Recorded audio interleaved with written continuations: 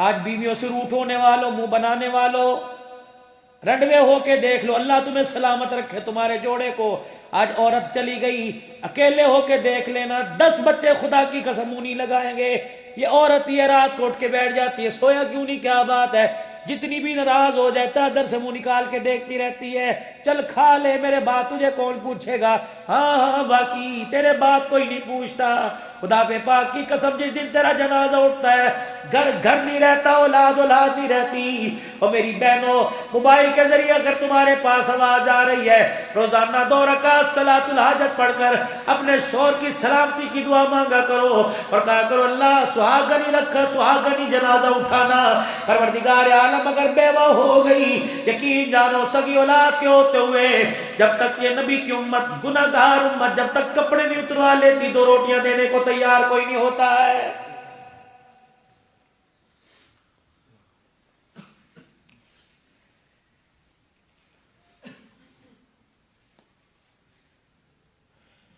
میں ایک بہت بڑے اجتماع کے اندر تقریر کرنے گیا، جو کہوں گا سچ کہوں گا، سچ کے سوا کچھ نہیں کہوں گا.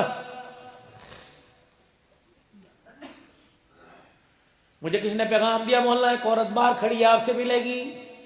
میں نے کہا رش بہت کیوں ملے گی، کہ دعا لینی ہے. اتنے میں 2 بچے آئے، انہوں نے سر میں پیار کروایا. کہ یہ بچہ اسی کا ہے، ابھی ان کے پارے حفظ کرنے ہیں، دونوں پکڑ بڑے سونے.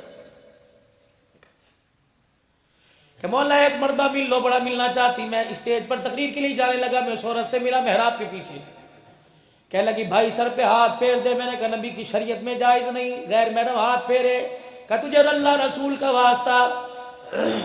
مجھے بھی تھوڑا سا حیا آیا، میں نے رومال لپیٹا یوں کر کے، میں نے یوں کر کے سر پہ یوں ہاتھ پھیر دیا.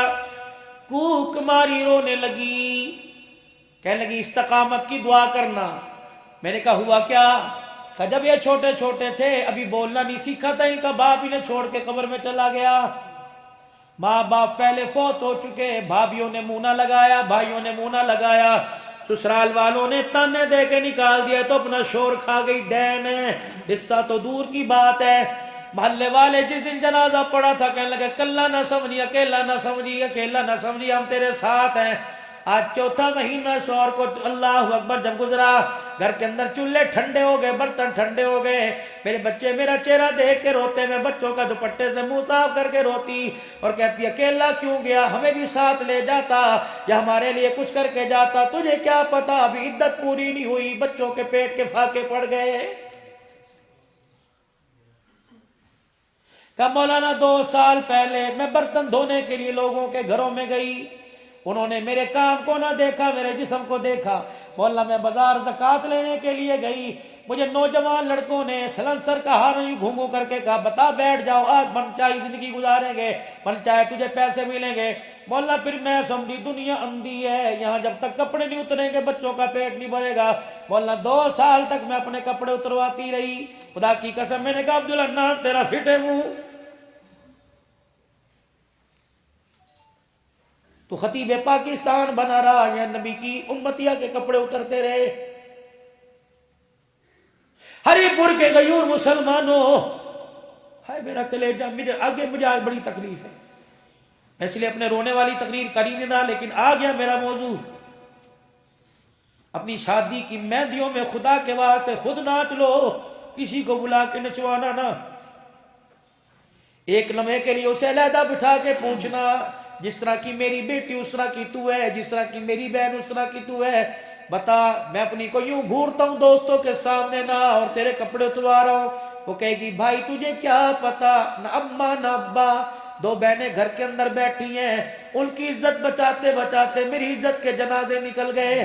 اللہ اکبر. امام شافعی رحمۃ اللہ علیہ نے فرمایا او لوگوں زنا قرض ہے، محلے دارنی سے قرضہ لو، وصولی تمہاری ماں سے کی جائے گی.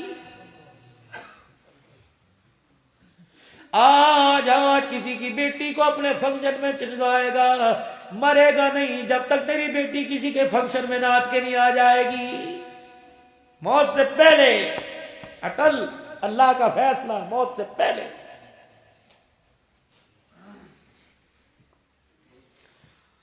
آگے سے